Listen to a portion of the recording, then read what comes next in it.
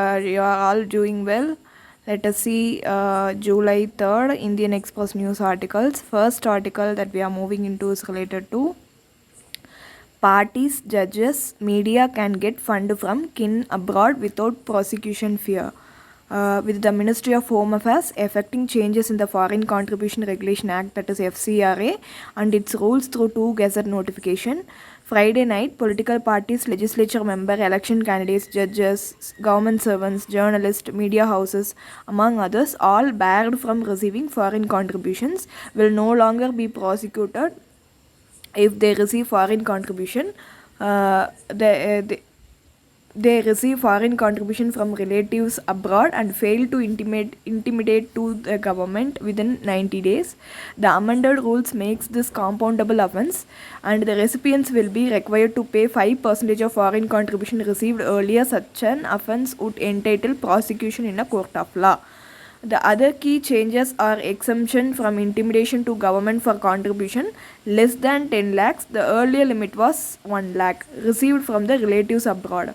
Let us continue the let us continue the article in the page 2. This increase in the time limit for intimidation of opening of bank accounts. Section 3 of Foreign Contribution Regulation Act states no foreign contribution shall be accepted by any candidate for election, correspondent, columnist, cartoonist, editor, owner, printer, or publisher of a registered newspaper, judge, government servant, or employee of any corporations or any other body controlled or owned by government, members of any legislature or political party or office bearer thereof, organization of a political nature as may specified under section 1 of section 5 of the central government, associations or company engaged in the production or abroad of audio news or audio visual news or current affair program through electronic mode or any other electronic form as defined in the class R of the subsection 1 of the section 2 of the Information Technology Act 2021 of 2000, or any other mode of communication, correspondent or columnist, cartoonist, editor, or owner of association or company. Next article that we are moving into is all about forces trying to run down judiciary. We are answerable only to Constitution, Chief Justice of India. What the Chief Justice of India, N.V. Ramana in San Francisco, said in Saturday means judiciary is answerable only to Constitution. He said the party in power expects every action of the government to be endorsed by the judiciary, while the opposition wants the judiciary to advance its positions and causes. Um, um, Learn to appreciate wholly the roles and responsibility assigned by the constitution to each of the institution. The party in power believes that every government action is entitled to judicial endorsement. The party in opposition expects the judiciary to advance their political positions and causes. To enforce checks and balances envisioned in the constitution, we need to promote constitutional culture in India. We need to spread awareness about the roles and responsibilities of the individuals and institutions.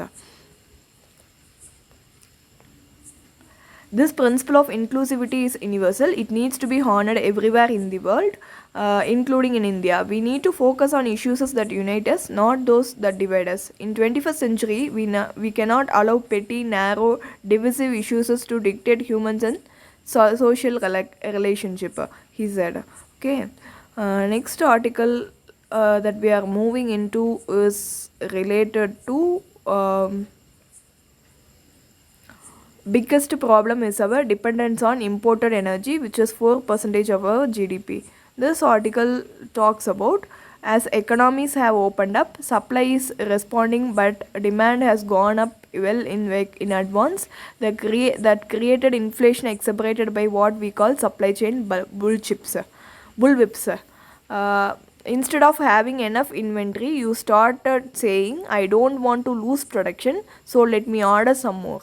The apparent demand starts to move up much faster than real demand. The apparent demand starts to move up much faster than real demand. Everyone is building an inventory. In the US in particular, this became ally bad because it doesn't have the manufacturing capacity to meet the additional demand, but it had triggered that demand by handing over cash to people through a stimulus.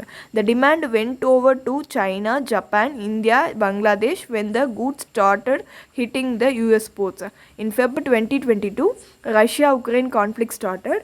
Global oil supply went down, exacerbating the inflation. On whether inflation could dent Indian economy's recovery. Sustained inflation of above 5 to 6% destabilizes the economy, but as of now, the risk and the challenges for us is that we are dependent on imported energy. You cannot grow without dense forms of energy, and that has become expensive. On the government's FDI relaxation in banking. This is why the privatization of PSU banks came to be considered quite seriously and was mentioned in the budget. The expansion of financial system capacity is very much on the radar. The rest would be as and when necessary. On the variation in central bank intervention, the biggest problem for India is our significant dependence on imported energy, which is 4% of our GDP. So if prices goes up by 50 to 60%, you see a natural flow of nearly 2% of GDP. It's simplistic, but say everything remains same, prices go up 2.5%. Is it necessary to raise the rates to control that price? On RBI's role, in my view, the most eligible unemployment indicator is Rega job demand. If 2 crore people are wanting to work at rupees 200 a day, that's an important indicator of slack in economy. That economy is now only about 20 lakh higher than average in April 2019, which he thinks is an important indicator of normalization. Next article that we are moving into is related to 5 green verdict cost government 8k revenues. Niti Aayog commissioned report which studied 3 orders by Supreme Court and 2 by National Green Tribunal. 5 green verdicts cost government 8,000 crore revenue.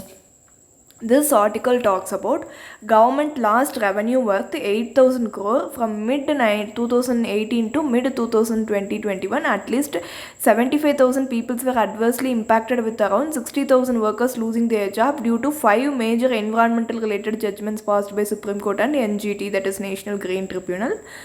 A report commissioned by Niti Aayog has estimated. The verdict assessed in the report include 3 judgments by Apex Court stopping iron ore mining in Goa, shutting down Sterlite Copper's Tuticorin plant in Tamil Nadu, and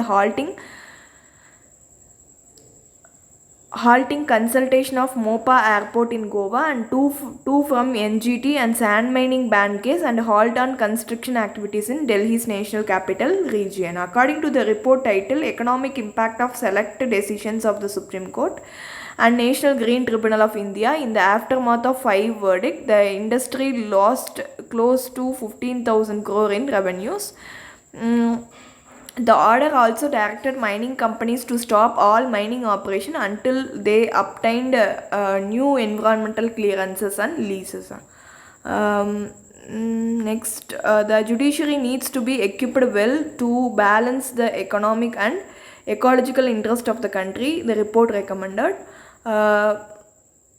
For instance, the response to ban of construction in Delhi's national capital region, which was put in place by Commission of Air Quality Management, that is CAQM, in November 2021, lifted a month later. The report suggested that ineffectiveness of procedure adopted by judiciary and executive in curbing pollution highlights the existence of loopholes in the set procedures and system owing to various reasons such as capacity, expertise constraints, and paucity of resources, etc. It also said that the court should undertake economic impact analysis facilitated by a group of experts including economists, environmentalists, sociologists, and among others, to address and adjudicate the public interest cases involving economic sensitive matters. Next article is all about MOS, that is Ministry of State. Minister of State IT meets UK PM, discusses collaboration in innovation tech. This article talks about UK Minister of State IT, that is Rajiv Chandrasekhar, met UK Prime Minister Boris Johnson on Friday and discusses a future collaboration and partnership between the India and UK innovation and technology sectors as per the official release. And also, Chandrasekhar outlined the rapid strides taken by India in field of technology and informed that country is designing 5G gear and manufacturing devices that go into making of 5G products. Okay, next article that we are moving into is all about. Before that, let us continue the next article in the next video. If you have any doubt, please feel free to ask in the comment section. Have a nice day.